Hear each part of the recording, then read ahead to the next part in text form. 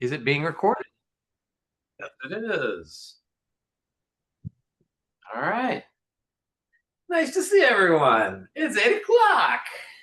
All the important people are here.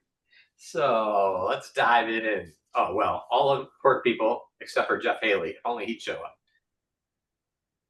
If only Jeff would show up right now. Oh, good. Okay, there he is. All right. Now we can pray. Thank you very much, Father, for another night we can hang out together. Thanks for your word. Of course, I mean primarily the word made flesh, but also this other word that your authority has been imbued in some way. And I ask that you would help us to understand it. Understand the questions of today of when we can take life. That's really the question. So give us some good answers, help us to be curious and humble, and sometimes even profound, maybe, and to do this in community and to love each other generously. We pray. Amen. All right. Now we have my screen is full, 16. Now that Rebecca's here, yay. All right. We can get all the way up to 25 on my screen, though, so we're just waiting for that next person. We're talking about murder tonight. Ugh, yeah. We've been talking about the last 3 weeks what the Bible says about, and specifically what the Bible says about abortion. That's been our first one.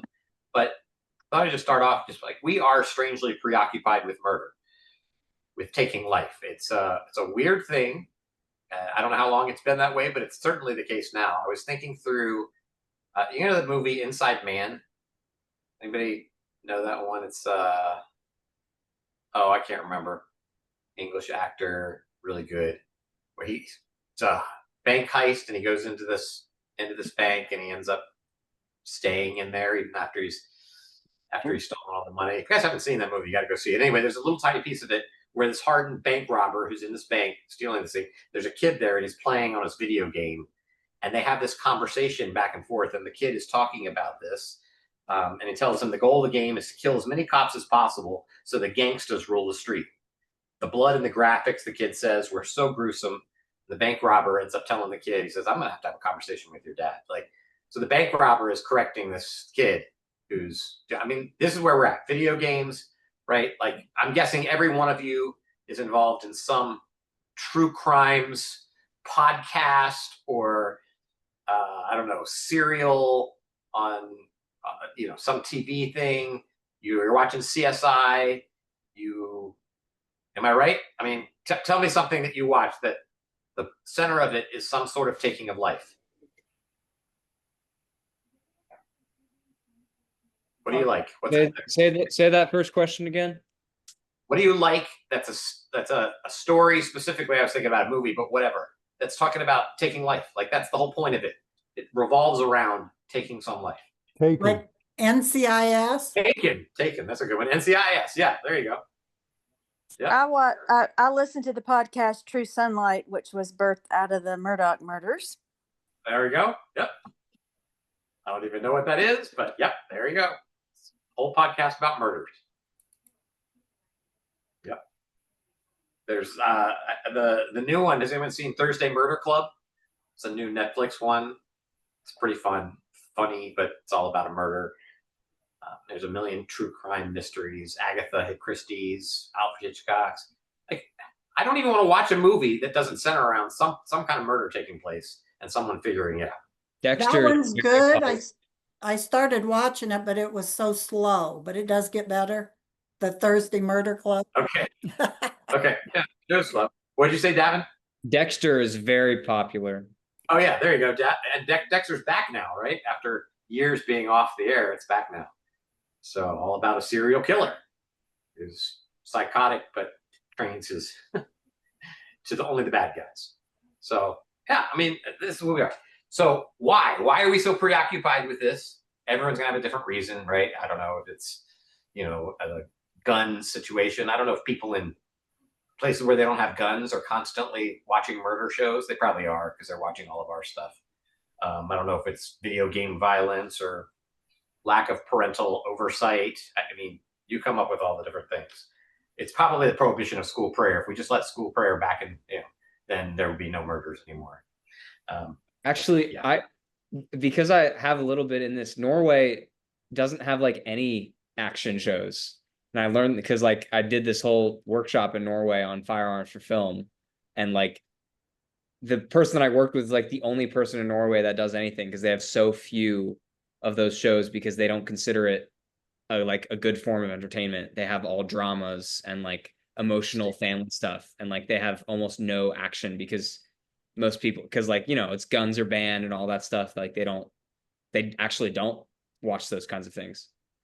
So they can't get American. They can't get American Netflix. No, they can. It's just like none of those things are filmed, and like the popular things on television are not those shows, which is the opposite of what we have in America. So I think it's a very American thing.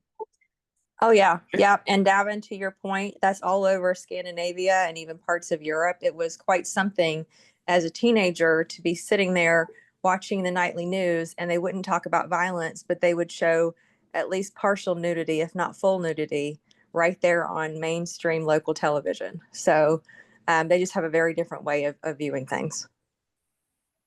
That is fascinating that the culture itself just sees stuff like I was way more concerned about my children seeing nudity than I was about seeing murder. Murder is just like, it was just part of it.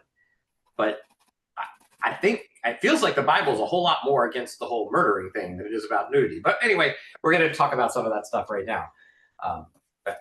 If that's where it comes around, like the amount of murders, right? I said 22,380 murders in 2023. 7 to people sitting in a pew worshiping. This year, there's already been 6 people killed sitting in a pew worshiping. Let's see. Yeah. Between 1980 and 2020, 72,525 youth were killed. In 2020, 1,777 youth killed. We're not talking about abortion. We're not talking about euthanasia. We're talking about murder. Somebody has knifed someone. Someone has injected someone. Usually someone has shot someone, right? That's where we're at. So, but our question isn't, do we get rid of guns or anything? That might be a fun thing. What does the Bible say about guns? But that's not what we're doing. We're doing, what does the Bible say about death with dignity? Okay. But I have a feeling we're going to end up branching, because even as we started this, someone said, "Yeah, what about suicide? Is that murder?" Like, yeah. Like, what does the Bible say about suicide? What does the Bible say about capital punishment? All of these kinds of questions we might end up hitting on, but we'll try and stay a little focused on euthanasia, which America has not yet legalized, as I understand, not federally anyway. It's still considered a bad thing, although there's a lot of people talking about the possibility of it being done in the future. Netherlands, speaking of other countries, the physician-assisted suicide has been legal for lots of years.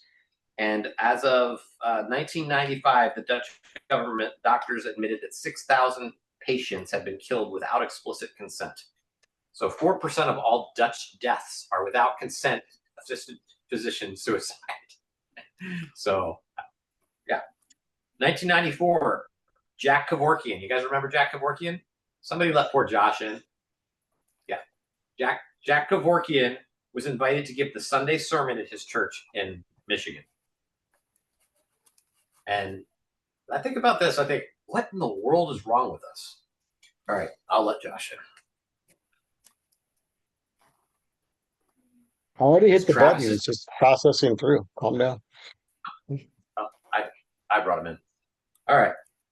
And I remember 20 years ago preaching a sermon on Exodus chapter 20 about murder, where I brought up euthanasia and just absolutely bemoaned the fact that this would ever be considered a possibility. And then 10 years ago, I watched my wife suffer for months, and I thought, I see it. I see it. Of course we need to consider this, right? For me, though, the Bible was very clear at that time. As you know, life happens, things change, not only experiences, but your Bible interpretation changes. So here's a quote. Wesley J. Smith argues that small but influential group of philosophers and healthcare policymakers actively seek to persuade our culture that killing is beneficent, suicide is rational, natural death is undignified, and caring properly and compassionately for people who are elderly, prematurely born, disabled, despairing, or dying is a burden that wastes emotional and financial resources. Another medical professor says we can no longer base our ethics on the idea that human beings are a special form of creation made in the image of God, singled out form from all other animals and alone possessing an immortal soul. Once this religious mumbo jumbo has been stripped away, we may continue to see normal members of our species as possessing greater capacities of rationality, self-consciousness, communication, etc., than members of other species, but we will not regard as sacrosanct the life of each and every member of our species. Well, Josh is trying to get in again. I don't know why, but he apparently really wants to get in. The mumbo jumbo religious stuff, that's what we do today. That's what we always do. The mumbo jumbo religious stuff that he was talking about. So I'm guessing most of us at least want to, we try to, I don't know each one of you, and I don't pretend to know where you're at spiritually, but most of us are here and we want to try to follow Jesus. We understand the Bible in a lot of different ways, but we want to try and be like Jesus, and we want to find out, what does the Bible actually say? So what kind of verses will help us if somebody says to us, what do you think about this ethical dilemma of euthanasia? Would your answer immediately be, the Bible says no? The Bible doesn't care? The Bible says yes?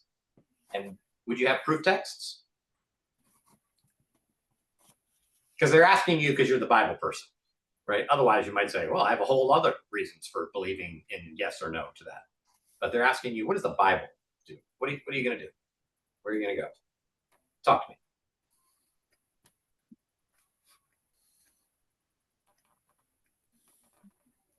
One of those So could you use the fact that God says, I'm the Alpha and the Omega, the beginning and the end? Okay. Does that mean that just he's the beginning and the end, or is he the deciding factor of the beginning and the end for his creation, which we are part of his creation? All right. So that verse you're saying may mean more than just he is eternal, but rather that he's saying, I know when I decide when something starts and ends. Good. Okay. If he was here, I'd ask him, but. Yeah, of course you would. Yep. There's actually a verse that says almost exactly that. Let's see here if I have it.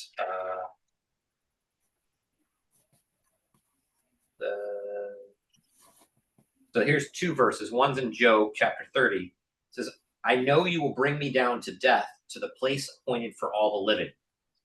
So that is like, you have the ability to bring me down to death. You're the one who does this. And then there's Ecclesiastes 8 says, no man has the power over the wind to contain it. So no one has the power over the day of his death. So basically saying, God, you have the power over death. All right. So do we want to start there? Look at these two verses real quick, or as long as we need to. Okay, let's go ahead and start there. Look at Job 20:23 then.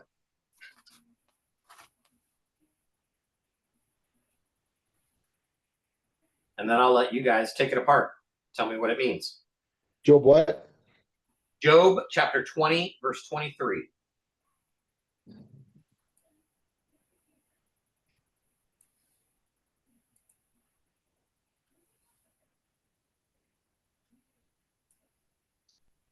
Anybody got it? I want to read it.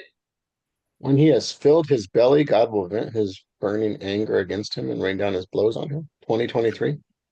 Well, that's what I wrote down. That doesn't mean it's right. No, 30:23. That's why. I just said it wrong. We got to let Karen in too.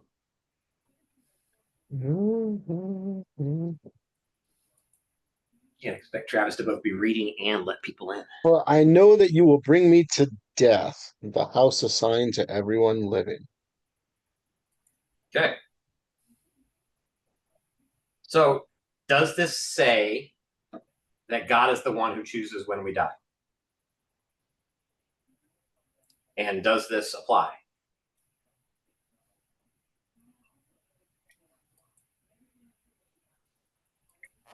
he at least defines the criterion for that, if not individually per item.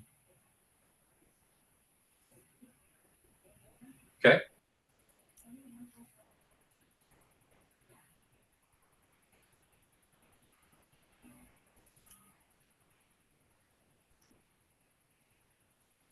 Okay, so what's our context? This is always going to be our question, right?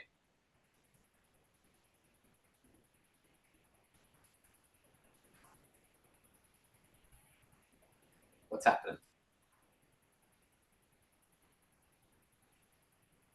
Job is going through it. Yep. That's pretty good context. Right? I mean, we know what Job's great. I mean, everyone knows the first 2 chapters of Job. It's pretty bad. And then it's everybody else complaining, him complaining kind of, and them all giving him answers to why this is happening. Right? And you see all this right here. My soul's poured out within me. The affliction's taken hold of me. The night racks my bones. The pain that gnaws takes, right? I mean, he's just like, I am miserable. You've turned your cruelty towards me. You persecute me. That's when you get to, I know that you will bring me to death, to the house appointed for all living. So does this help us? What does this mean for us in this particular verse, in this particular context? What are we, with our question, our topic?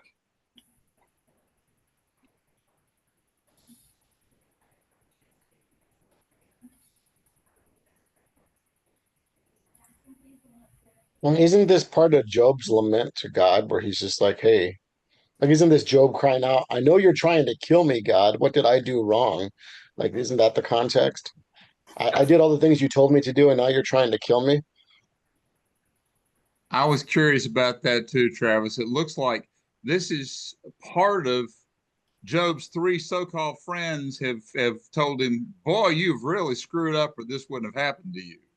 And this is him defending himself all the way up until where the young whippersnapper Elihu comes along and says, all right, all you guys are full of it.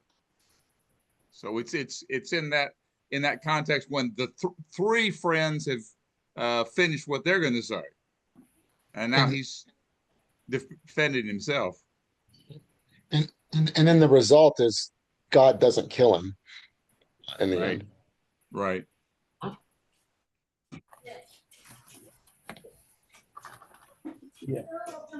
Yeah. All right, so this is so our context is this is a lament by Job. So Job is crying out. Jeff, your microphone's on, and your dog is taking advantage of it. There we go. Thank you.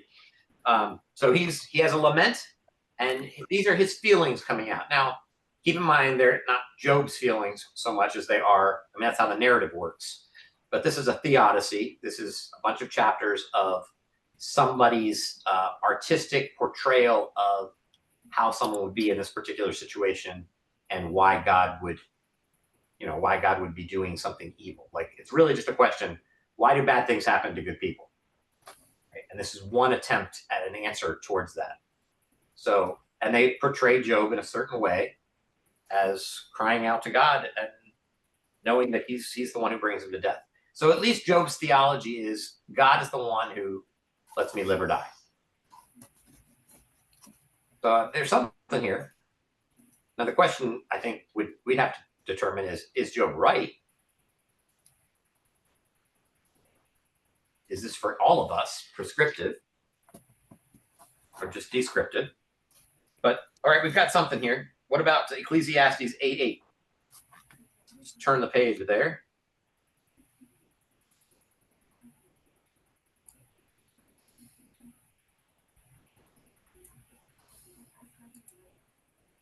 Anybody want to read that one? Couple books away. No one can hold back his spirit from departing. No one has the power to prevent his day of death, for there is no discharge from that obligation and that dark battle. Certainly a man's wickedness is not going to help him then. Okay. All right. So no one has the power over the day of his death, doggone it. So therefore, you should not be having power over the day of your death, because only God has power over your day of your death. There it is, clear as can be. Or is it? Well, mine's different, I know, than yours, but it says no one has the power to prevent his day of death. So to me, it doesn't really talk about choosing your day of death. Like, I see. see what I mean? But mine, how does yours read? To restrain the wind or power over the day of death. So, because it's talking about the power over the wind, power, Yeah. and he has no power over the day of his death. Does yours go on to say that if one is drafted to fight a war, one can't send as a substitute? Because mine's got that. And we all have seen Mulan, so we know that's not true. Where is that? The same one. If one is drafted to fight a war, one can't send a substitute. What verse Likewise, is the that? wicked won't escape death by their wickedness. In the translation I'm looking at, it's an A, Oh, but maybe it's not in the other ones. mine Oh, talks about wickedness. there's no discharge from the battle, nor does wickedness Oh, deliver okay. practice it. That's what mine says. All right, well, let's just assume for a second that this translation that I have, that he does not have the power over the day of death, is correct. Does this now say that I cannot take my own life?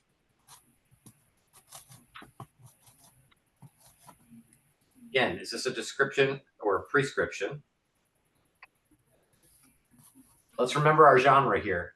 Genre clues are helpful. Description. Yeah. And again, a poem, right? So this is literary artistry. It's beautiful. Like the first 12 chapters, 11 chapters of Ecclesiastes are all life sucks, right? Vanity of vanities. Everything's over. I'm getting old and I'm gonna die. That's what it's all about. And then there's one little chapter that maybe brings it back. There's different ways to read Ecclesiastes, but to say that no one has the power over the day of his death is just saying that God is in the heavens, and he's the one who is in charge of whether you walk into the street and you get killed tomorrow. Right?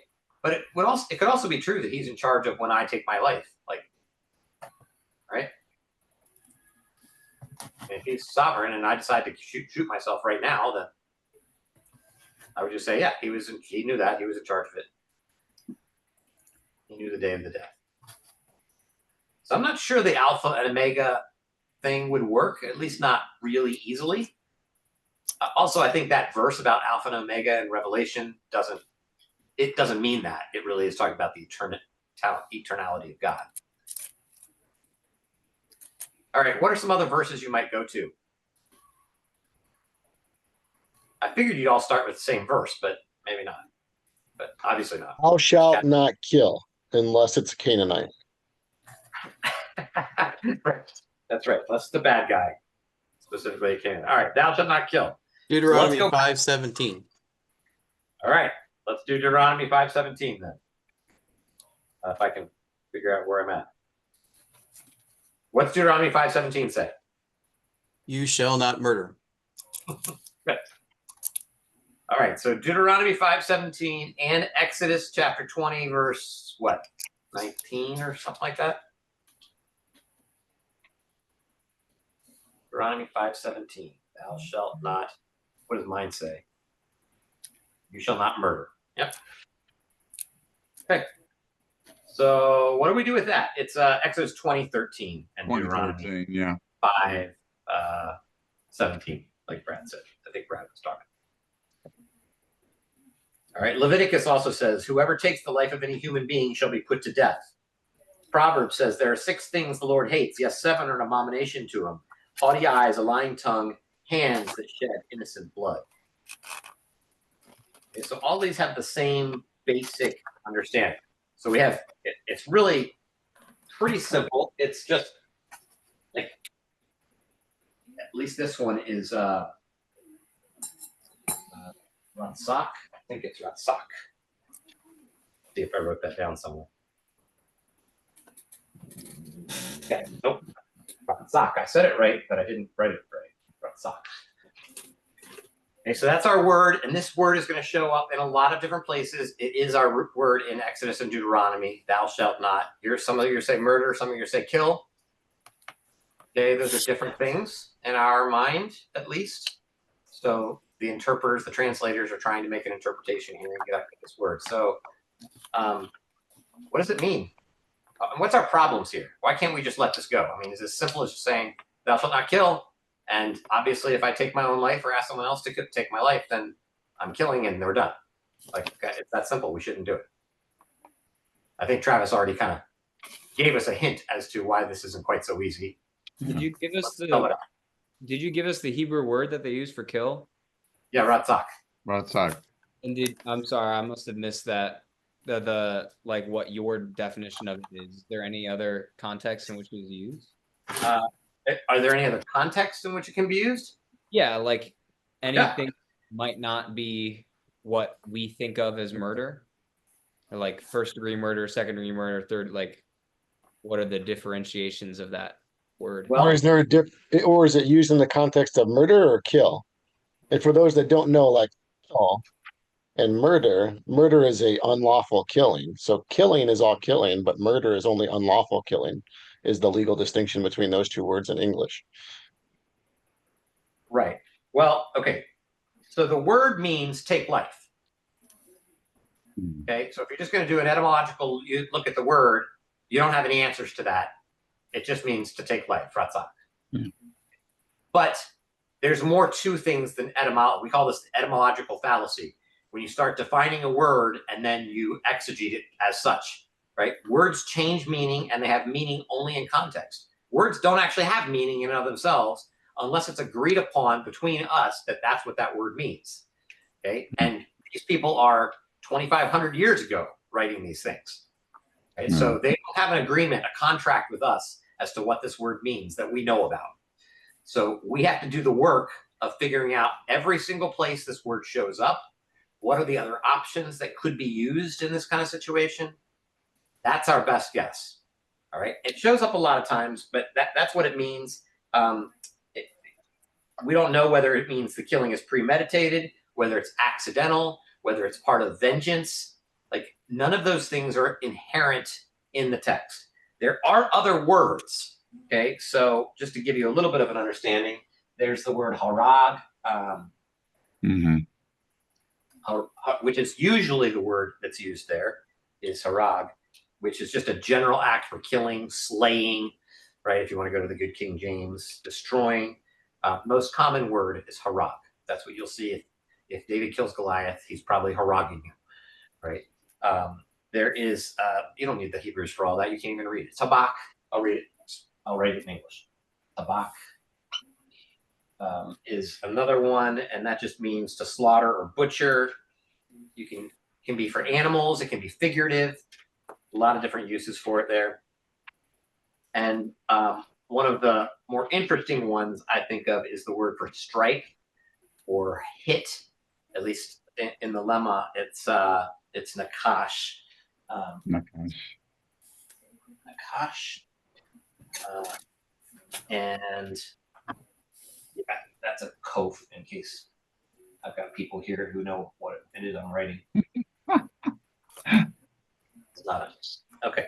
So it's nahash or hit nahashut in hit pael, which is another form of the verb to be able to say like he's slaying, he's doing, it's a causative action. He's getting someone slain in that particular case. And it's usually just like hit, strike, something like that. Okay, so those are our possibilities that we have. They didn't choose harag, okay, which would have been an easy choice to make. Thou shalt not kill, right? They didn't do that. I think we'd have to ask questions like, okay, does it mean kill in any situation? Like, what about an animal? Can we kill an animal? Is that what's going on in the Ten Commandments? Thou shalt not kill? Can we kill an animal? I mean, God sure tells us to kill an animal a lot of times. Can we kill bacteria? You know, can I spray things in my house that kill mold, things that are alive? Probably it's talking about a person, but that doesn't really clear anything up for us because God also tells us to kill people all the time, right? So thou shalt not murder, except for, as Travis said, the Canaanites and the people that we don't like and the people who sin in certain ways and the people who killed you, you should kill them back, you know, like, but thou shalt not kill. So we have a problem with law in general, right? How do we understand an apodictic law like thou shalt not kill? Okay, it's not a casuistic law, like, you know, that's what most of, I'm guessing, what Travis deals with are case laws, right? This is a very general law. Thou shalt not kill. All of the 10 Commandments are a pain in the butt, right? We've done this before. It's been a really long time. Let's just back up and think about the 10 Commandments for a second before we go forward. Like, 10 Commandments are not easy to translate. Those of you who want, interpret. Those of you who want them on all the courthouse buildings, I think you should ask yourself a few questions here. First of all, do you know what all of them mean? Second of all, do you really want to keep following them? Because I'm not sure Jesus wants you to keep following them. So we've got some work to do if we're going to do like Matthew and the Beatitudes or Hebrews, where he says that he comes to abolish the law. Matthew says he fulfills the law, but there's still something done about them. But let's just pretend none of that's the case. Let's just go in the context of the Old Testament, okay, and how law works. What do you do with a simple statement like thou shalt not kill when there's 1,000 other verses around it that say all the ways that you're supposed to kill people? It shows up in a narrative passage, right? I mean, we're in Exodus. We're in Deuteronomy. These are telling you stories, and then you get to the law code, right? They finally get to the mountain in Exodus 20, and God gives them these commands, which interestingly look a lot like the laws of Hammurabi, a lot like him, which came hundreds of years earlier than this. But again, we're going to say there's something special about these right now. What do we do with all of those other killing passages? We're just going to say that the word means, you know, just don't kill in any of those. Like, those are the ways you can't kill, or specific ways you can't kill and some that you can. I don't know if I really asked a question there. All right, let me back up to the 10 We Commandments. don't put them on the courthouse if that's what you're asking. Like we just don't talk about them. Yeah, I really wasn't asking that. I was just using that as an example. I also wouldn't put them on the courthouse, but because I think Jesus is far more important than all that other stuff. I'd rather put the Beatitudes there, but I don't think we should do that. Don't get me wrong. I don't think America. Oh boy, no, I'm not going to say any of that. All right, we'll just back up. Let Suzanne in because she's gonna want to have great important things to say. All right, so think about law. If I were to say, you shall have no other gods before me, right? That can be interpreted in a lot of different ways.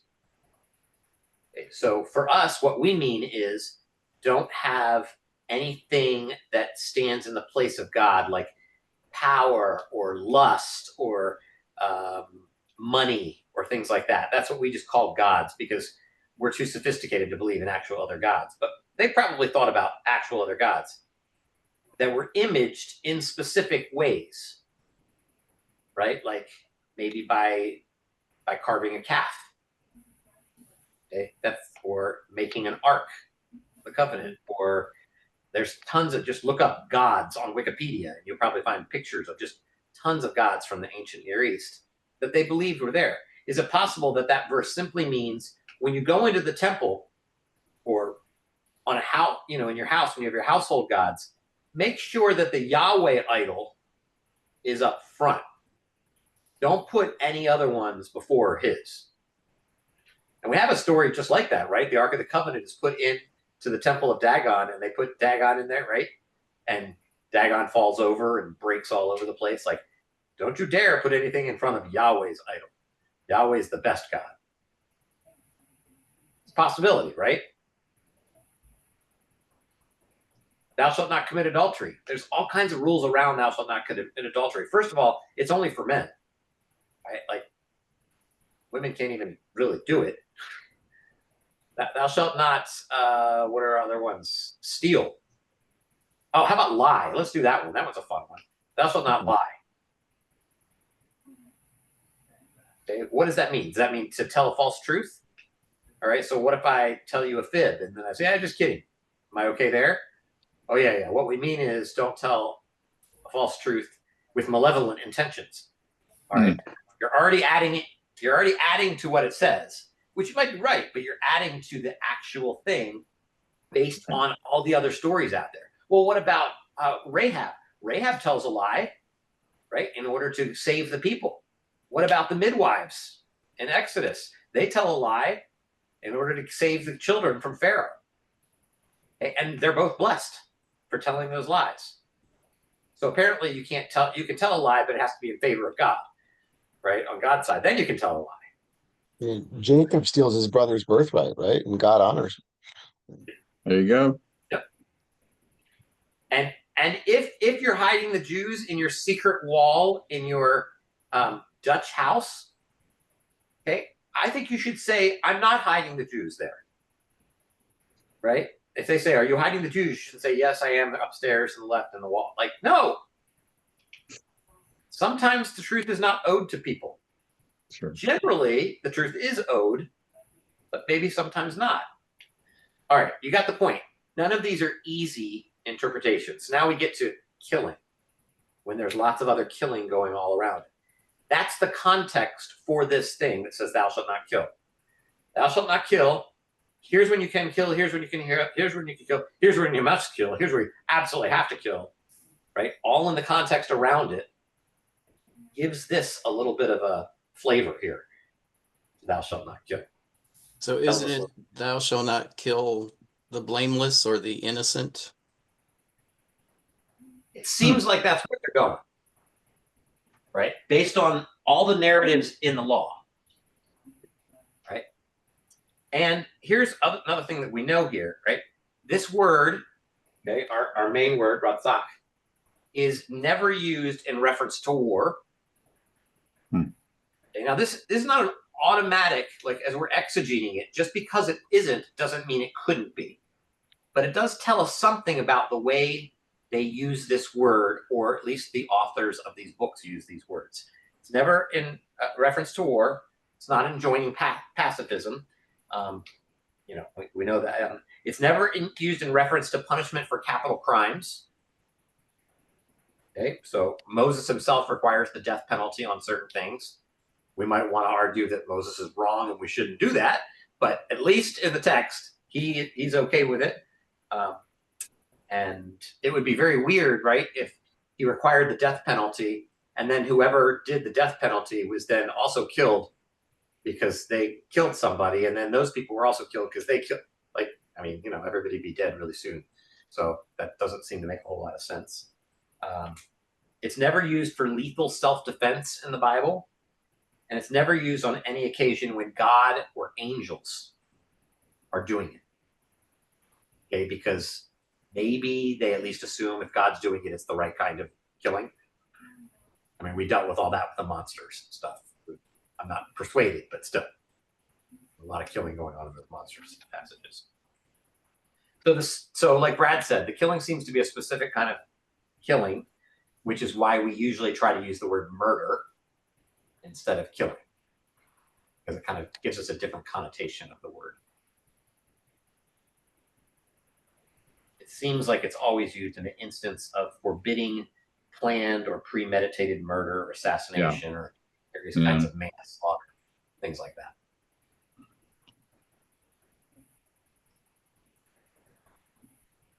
All right. So if that's the case, what do we know? Like, as we work through that, what do we learn about that? When people take the law into their own hands, so unlawful killing is considered murder.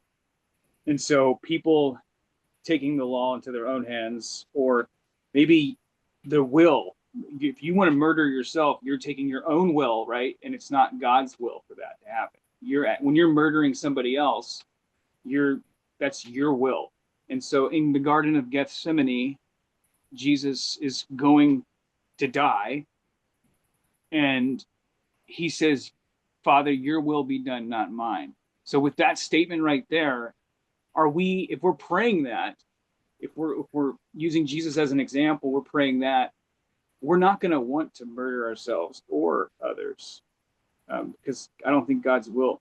Now, this is very contextual because I feel like it gets convoluted when you look at what Travi was talking about when he alluded to the Canaanite killing, and that was ordained by God or ordered by God. So it gets convoluted. That's why I don't even want to talk about this. I didn't want to say anything, but definitely just the simple thy will be done and not using my own will. So if I murder someone in my heart, Jesus says, even then, if I wish them, even if I wish them dead, like that's a sin. So it intensifies that law, but it's still, I feel like, convoluted. All right, so you've gone two places, both places I want to go, and I don't want to end where you ended. Like, let's keep going in those two things. The first thing you said was in reference to Jesus at Gethsemane saying, thy will be done. And the question here is, he's about to go through a lot of suffering and is going through suffering. So is the argument that we give for euthanasia, which is one of suffering usually, right? I'm going through suffering, therefore I should be allowed to end this. Is that a good enough argument? And does Jesus have anything to say about that? Does that text help us in that? So that's the suffering question. And then the other question I want to ask is, Jesus, I don't know, I'm going to call it heightening. Does he heighten these Old Testament texts that say things like thou shalt not kill? Does he go, oh, that's not all? Not just thou shalt not kill, thou shalt not get angry, thou shalt not speak badly to your neighbor, those kind of things. Like, is that all the same thing? Because that's a good application for us to get to, because probably none of you right this minute is considering, like, okay, well, should I have death with dignity or not? Okay, because you're all here and you're relatively healthy, you're talking to me and stuff, so it's not a real issue. What is the real issue? But let's ask the first question first that Josh was asking. What about suffering? Does that passage that Jesus in the Gethsemane, does that help us at all? I have a couple of other ones just to throw in here. Ecclesiastes 7 says, when times are good, be happy. But when times are bad, consider.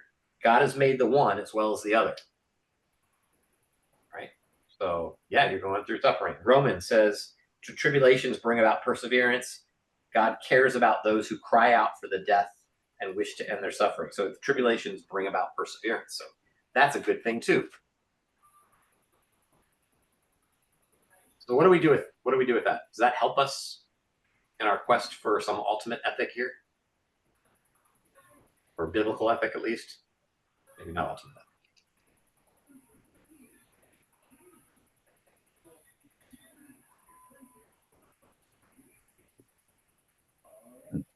This might be taking it a little too far, the conversation we're having, but I thought I'd bring it up. I think the whole idea of going out with dignity in the early church is very acceptable if you're doing it for the sake of the name of Jesus. Like, there's this whole cult in the first couple hundred years of the church that goes out and deliberately tries to get themselves martyred. And then some of the bishops have to come back and say, hey, y'all can't keep doing this. Like, this is becoming a problem. You have to stop. Like, we need y'all here. So I don't know. That's another thing. Can I add to that too? Because that Greek word that they use for martyr, the root word is martus, and that means witness. And so being a part of being a faithful witness is being willing to die for the faith. So yeah, there's this layered meaning to like dying for Jesus, and this purposeful dying. Yep. I'd forgotten that there was a part of that. I mean, the martyrdom of the early saints is hugely known, but I'd forgotten that some of that was like, I want to be martyred. There was that whole movement to try to become. And you see that in other religions now. Maybe you see that in sects or cults of Christianity as well. But you see that idea that, these suicide bombers or things like that, it's a way to go out and to reach heaven by letting yourself be killed or by killing yourself. What? And in like the modern military context, like I want to die in battle. I mean, like we still have that sort of thing. Like, you want to die well. Right. For a purpose. Honor and glory. That's what Indiana Jones says. Honor and glory.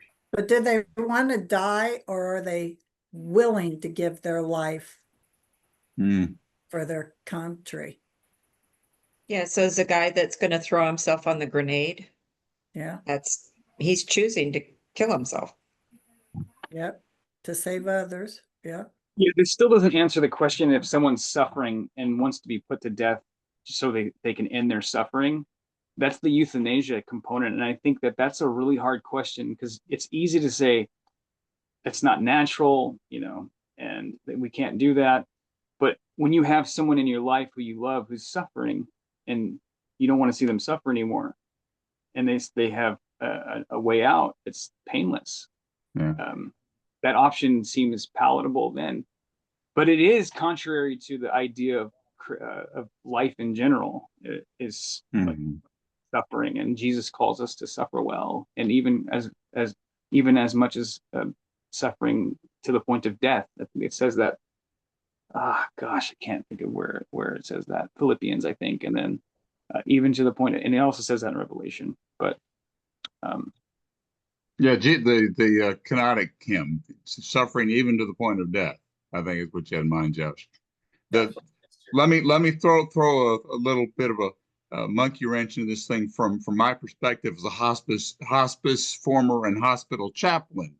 Yeah. To me, there is a huge difference between a Jack Kevorkian giving a lethal injection and a family saying, enough chemo, enough whatever, we're going to let the person die with according to their wishes, with dignity, instead of, you know, putting them to death. That's a huge difference to me.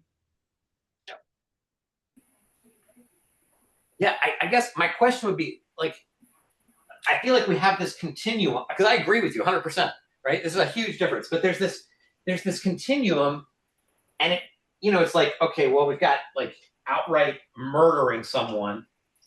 Okay, we know, like, we're all good with saying no, we don't do that, right? But somebody, you know, throwing themselves on the grenade, that one is absolutely okay. We're okay with killing ourselves there, right? And we're okay with allowing death right here.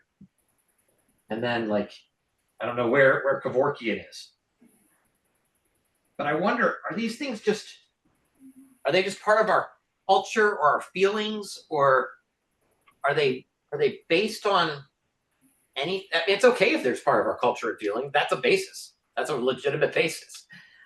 But does the Bible help us with these things, or is it? I just always question whether this is just the world I live in, and so this is how I feel because everybody around me feels the same way. Of course, it's okay to throw yourself a grenade. It protects other people. Like, just like, you know, if there's a soldier getting off the airplane and everybody claps, I'm going to clap.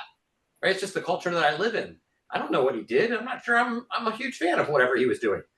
But we support our troops. It's what we do. We're Americans. Right? So, and I wonder, am I just trapped in something? I think what should go in between the murdering and Kevorkian is like killing someone that would kill more people. Like if you have a Hitler or something like that. Right. So it's the Hitler question. Yeah.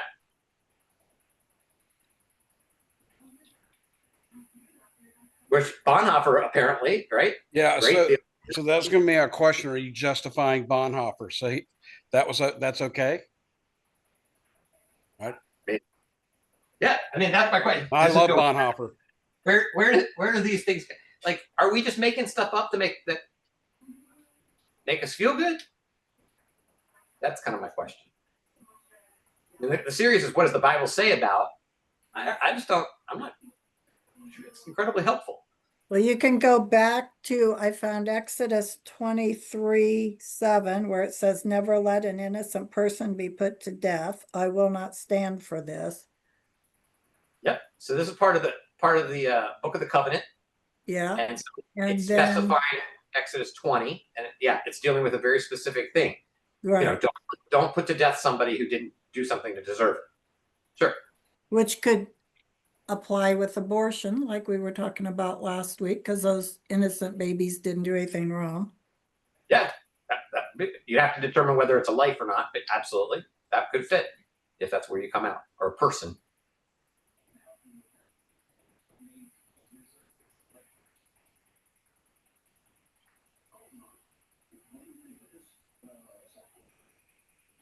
Oh, and over in Revelation, now I may be taking these out of context, but Well, you have to. 21:8, murderers, their doom is in the lake that burns with fire and sulfur. The cowards who turn their back from me, those are unfaithful, corrupt, and murderers, and the immoral, and those conversing with demons and idol worshippers, and all liars, their doom is in the lake that burns with fire and sulfur. So it spells out murderers. Right, but our problem is that we haven't defined that. Right.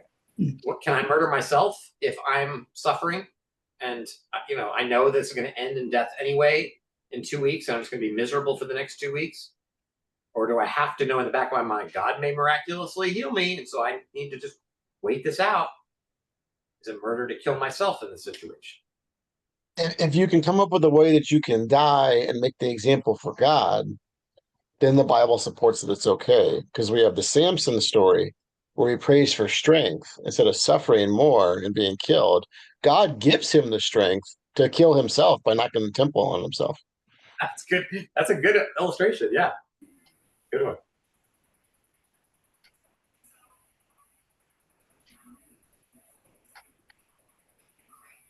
All right, so what are we concluding here? I got a bunch more verses. I don't know if it's worthwhile. Like 1 Corinthians says death is an enemy.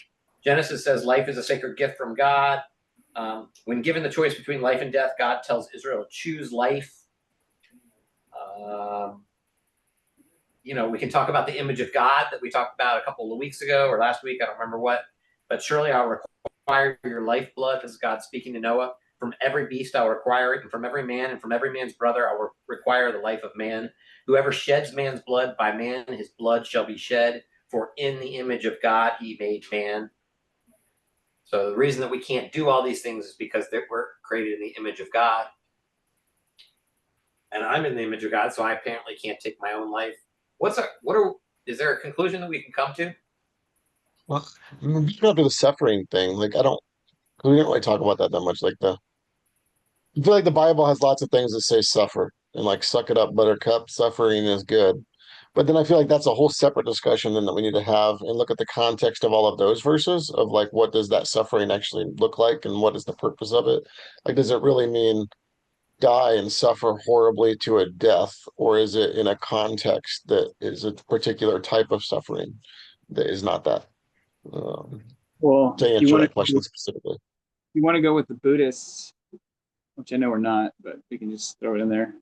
That life is suffering, Well, because I feel like usually in the biblical context, and this could be totally wrong, this is just shooting from the cuff, it's that suffering is analogized to like a refining fire. Suffering makes you better because you grow through suffering.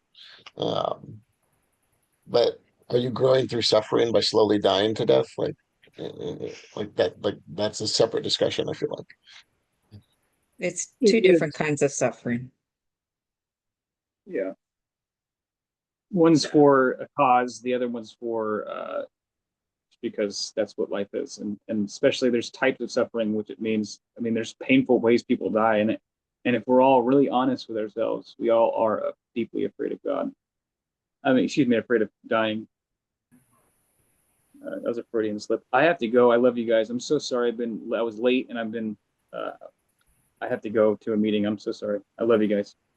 Like that. Josh. Yeah, and if we talk about suffering, like well, we're just supposed to suffer. I mean, none of us do that. We all do anything in our power to stop ourselves from suffering all the time. I have a headache. Oh, just suck it up. Just suck it up. God wants you to suffer so you can be a better person. No, I mean, I go up and get some aspirin, right?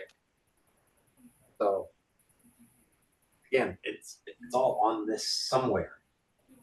We're also called to comfort people who are suffering. Yeah. Routinely in the Bible. So yeah. Take a little Like, wine. suffer, but go be with the people who are suffering and stop that suffering. So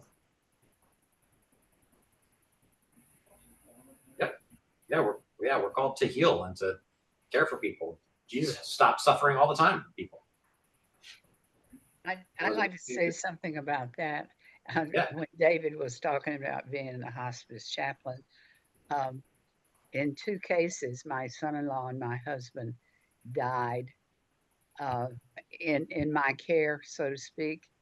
And in the first case, my son-in-law had a brain tumor that he had cut out twice, but he died of a heart attack, and I had checked on him that morning. And then my husband got up and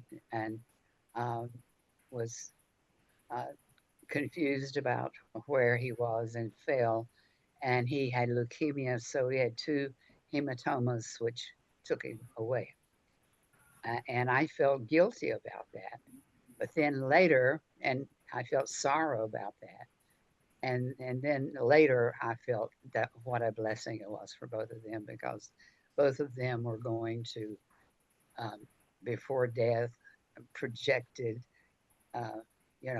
terrible things that were going to happen before they died.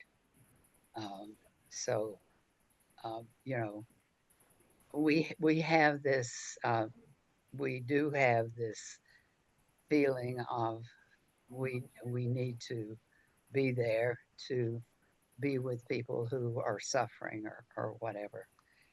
And I felt really sad about it and even guilt that I hadn't, but I don't feel it anymore because I've, after the shock of it all, I thought about it.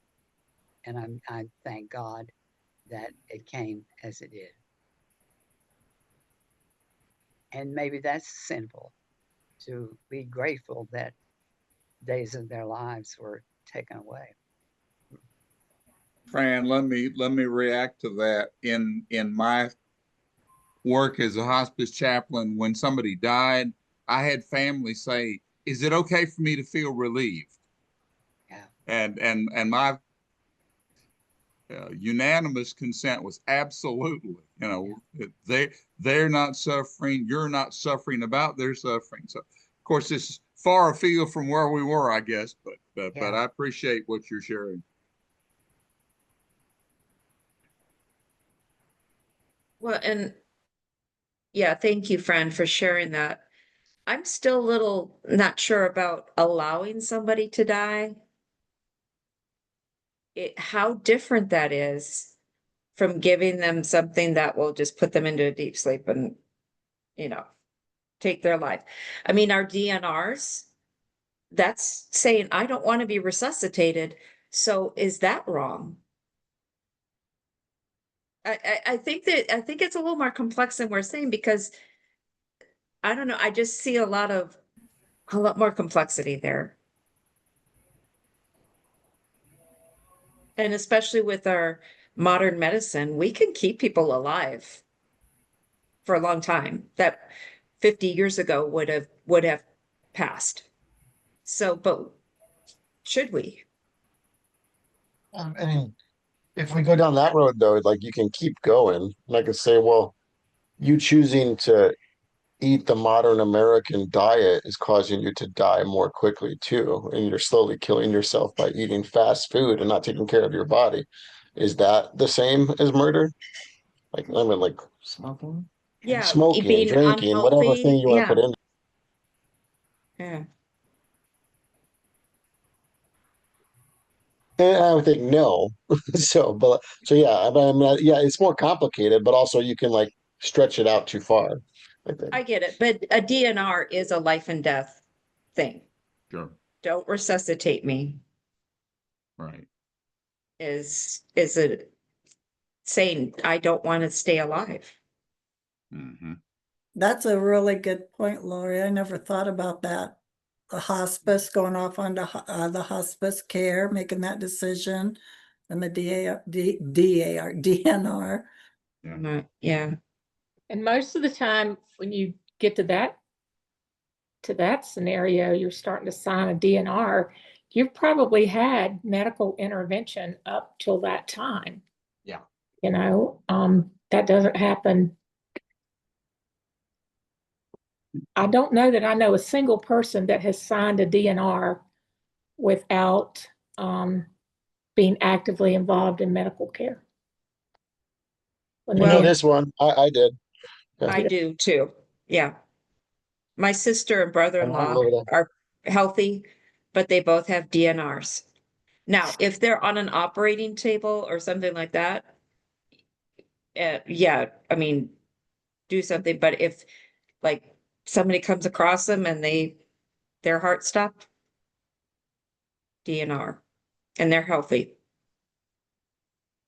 There's a thing called a medical power of attorney that you can sign saying, these are the things I want done to me, and these are the things I refuse to have done to me. And it's your choice. Right. Combination of a living will and a medical power of attorney, which is Yeah. in essence a DNR, but a separate legal document. Right. All right. So in our last, 10 minutes or so, what I heard just now, you brought in a whole new thing, right? DNR, all this. So I just wrote here, for Christians, euthanasia is very simple, wrong, right. The problem is, of course, it's not even, I mean, we can't do this, right? It sounds like none of us agree with each other necessarily in every single place. And it doesn't seem like the Bible is designed to tell us what to think on this. So here's the thing that I'm going to keep bringing up whenever we're talking about laws, right? What the Bible says about is usually like it instructs us in some way, right? Laws. That law, you've heard me say this if you've been here for a long, is an illustration of wisdom in a particular time and place, right? So the laws that they used back in Exodus, Deuteronomy, Romans, etc., were illustrations. They were ways of saying, here's what we think is a good idea. This is what wisdom looks like in our particular setting right now. So Paul might have given some particular laws for how women should act in a particular church. Okay? And that's a great illustration of wisdom as he understood it in his setting. That doesn't mean necessarily that's what wisdom looks like in our particular setting. 2,000 years removed or in a different culture where women are completely different entities, all like everything's different. Or maybe he was talking about very particular, we're going to get into the women one anyway. So, but this is an example. So if this is the case, does this help us? Does this help us? I'll just leave it like that. More open-ended.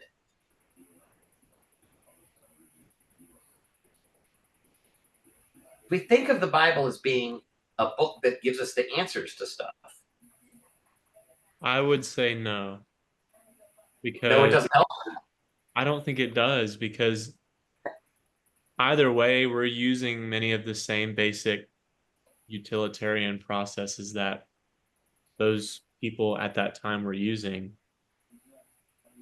based on our culture, on our circumstances, so on and so forth. Like, I think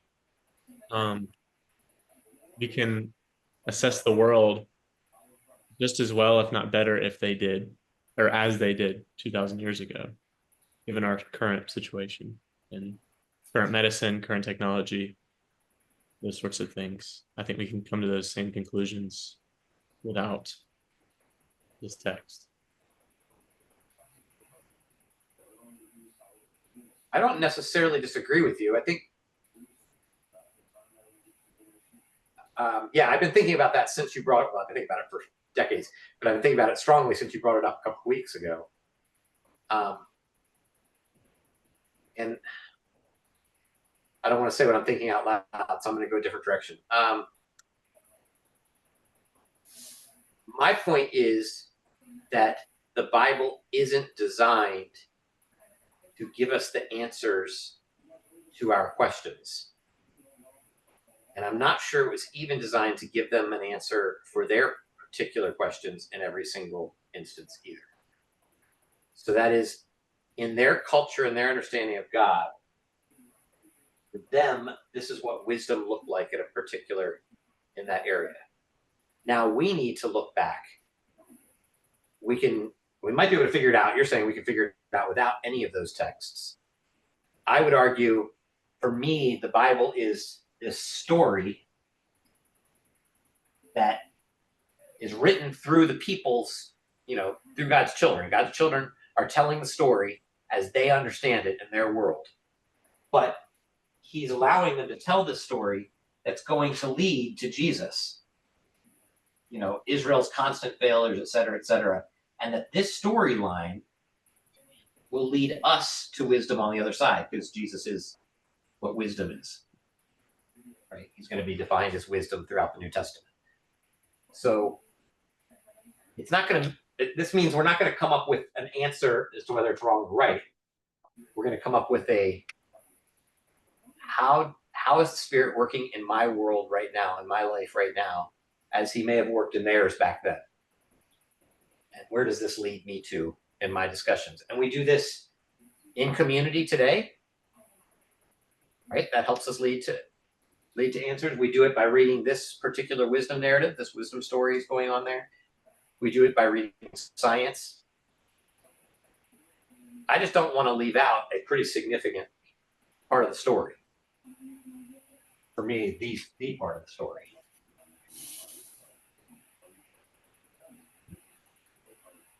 It means I'm not persuaded that the Bible's going to give us an ultimate ethic. Except for love your neighbor, kind of like, generically be humble, care about justice. But it's not going to tell us in every case what justice looks like. It's going to say turn the other cheek, but it's not going to say every single time. Like, the woman being beaten by her husband isn't supposed to turn the other cheek and just then come back home and just keep taking it, right? Like, there's wisdom questions here. There are generalities, but there's wisdom questions. All right, I liked what Sam was saying. I don't know if I actually responded well to him, but maybe you've got a better response. I think another way to look at like this, like the application of wisdom, like law. The law depends on the facts, or the facts change so much when it comes to the law is another way to say that. Like, we change our laws because of facts. And that's kind of similar to what you're saying. Like, the situation matters, like the facts matter. Because when you get the right set of facts, all of a sudden you change the law. And it usually happens gradually. It's not so much all of a sudden, but like when you have the right situation, you're like, okay, yeah, no, that's got to change because these facts make it to where they have to change.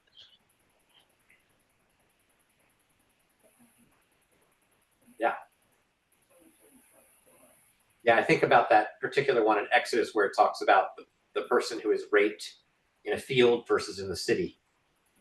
It's like, well, if she's raped in the city, then they're both killed, the woman and the man. You're like, well, that doesn't seem fair. Except for, obviously if you took that to court, they wouldn't say, well, sorry, she was in the city. They would ask, what's the situation here? Like, was she beaten over the head so she couldn't scream? Okay, well then it's the same as being out in the field, right? We were trying to make a point between, was it consensual or not consensual? So facts matter. Yeah.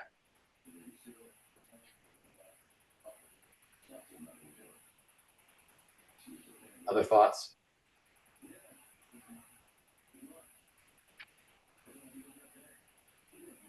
For a long time, this made me really uncomfortable. I don't know if it makes you uncomfortable. I've been thinking about it for a long time. I might not have it right, but it made me so uncomfortable because I had no answers, or I had very small, vague answers. I couldn't say abortion is right or wrong, euthanasia is right or wrong. Like, it It wasn't so easy.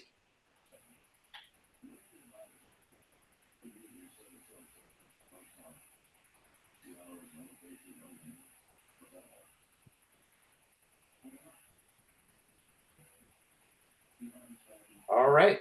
Well, I just keep filling space with stupid words. It's easy. It's easy to say it when you haven't thought about it, but then when you stop and think about it more, it's not as easy to say. That's the answer to your question. And I think too, if you haven't been in a situation, it's not as black and white as you think. The longer I live, the more gray my world is. Yeah. And one day, maybe we'll have the answers, but not while we're on Earth. I think we have to, I mean, God gives us brains that we're supposed to use. And there used to be common sense, but I just think that we have to pray and trust him and ask him for guidance. And, you know, we have our own feelings on all these things, but that doesn't mean we're right. It doesn't mean we're wrong. But if we keep seeking God's guidance,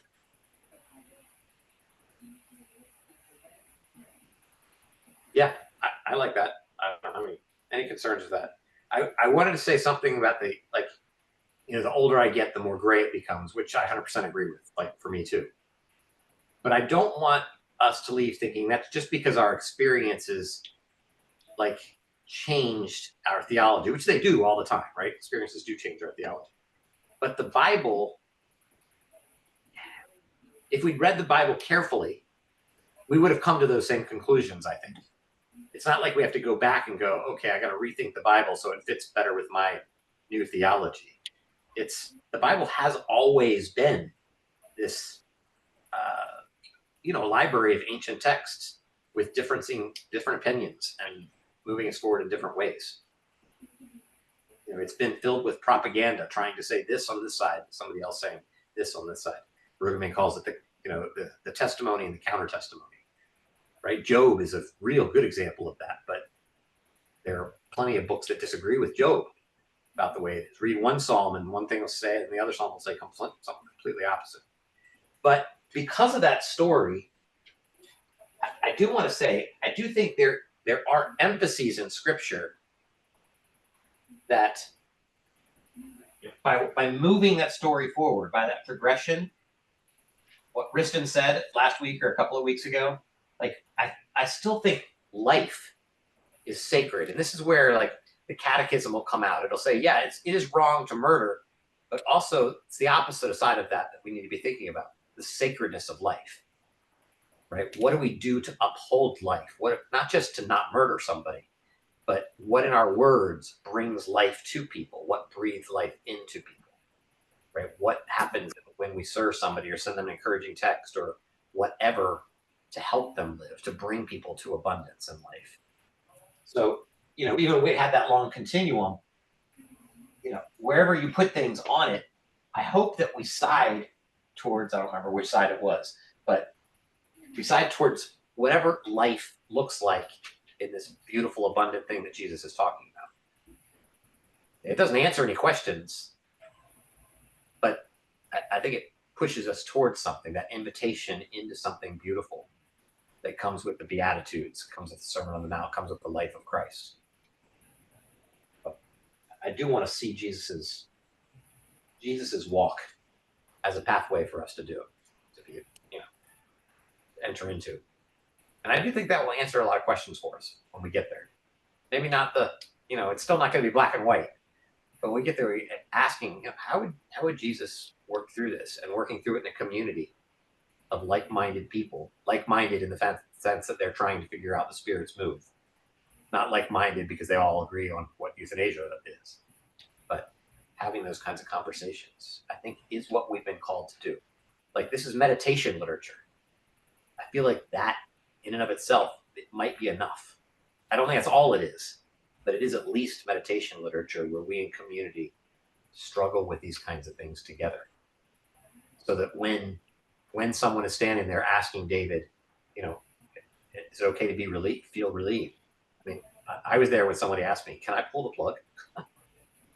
Like, and I stood there with them and held their hand as they literally pulled the plug and watched their, in this case, it was their sister die. I just stood there as they cried because I don't know the answer to right and wrong, but I don't know that. I don't know. I'm not sure that there is one. I'm kind of okay with that. I think Luther's the one who said, love God and do whatever you want. Actually, I think he said do whatever the hell you want, but you know, we don't say that here.